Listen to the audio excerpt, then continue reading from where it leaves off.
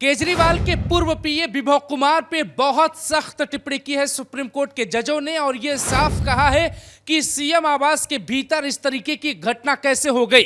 दोस्तों, अरविंद केजरीवाल के सीएम आवास के भीतर बीजेपी का यह आरोप रहा कि स्वाति मालीवाल के साथ बहुत गलत हुआ। खुद स्वाति मालीवाल जो एक राज्यसभा सांसद है, उनका दावा था कि उनके सीएम आवास में उनके पाले हुए गुंडे ने उनके साथ गलत व्यवहार किया। लेकिन आम आदमी पार्टी और अरविंद केजरीवाल विभव कुमार को बचाने के लिए हर प्रयोग करती है। घटना के बाद अरविंद केजरीवाल विभव कुमार को लेकर महाराष्ट्र की रैली में जाते हैं और उसके बाद लखनऊ में ले जाते हैं लेकर और वहां पे मीडिया में प्रेस कॉन्फ्रेंस करते हैं। यह पूरा परपंच होता है। लेकिन सुप्रीम कोर्ट ने 2 महीने बाद केस में एक बहुत बड़ी टिप्पणी की है और साफ तौर पे कहा है कि क्या सीएम आवास में कोई गुंडे पालता है।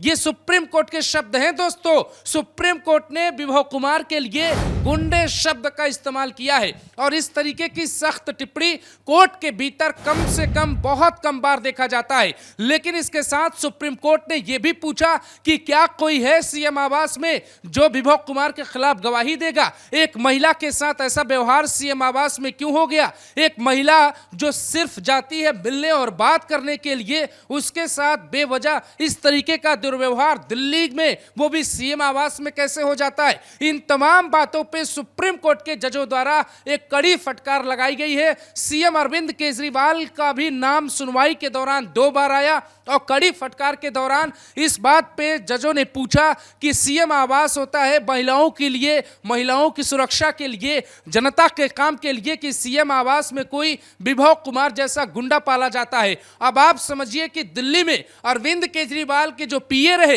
पूर्व पीए विभव कुमार, जो अरविंद केजरीवाल के बेहद खास हैं, जो उनका लेखा जोखा रखते हैं, जिस विभव कुमार पे कुमार विश्वास ने, जिस विभव कुमार पे शाजिया इल्मी ने, जिस विभव कुमार पे तमाम बड़े नेताओं ने आरोप लगाए, जिसे अरविंद केजरीवाल ने हमेशा संरक्षण दिया, उसी विभव कुमार के लिए सुप्रीम कोर्ट के भीतर सुनवाई के दौरान गुंडा शब्द का इस्तेमाल किया गया और विभव कुमार को गुंडा कहा गया। दोस्तों, इस बात से आप अंदाजा लगा सकते हैं कि स्वाति मालीवाल के साथ आखिरकार उस दिन ऐसा क्या हुआ था जिसके बाद स्वाति मालीवाल रोते हुए बाहर आ गई थी और वहीं से तकरीबन 9:30 बजे दिल्ली पुलिस को फोन लगाया था और मदद मांगी थी। उसके बाद स्वाति मालीवाल गायब हो गई थी और केजरीवाल ने बाकायदा विभव कुमार की गिरफ्तारी को बचाने और टालने के लिए दिल्ली में बीजेपी कार्यालय के बाहर प्रदर्शन भी किया था। यह कहा था कि जेल भरो आंदोलन है, लेकिन कुछ देर बाद ही केजरीवाल वो आंदोलन छोड़कर भाग गए थे।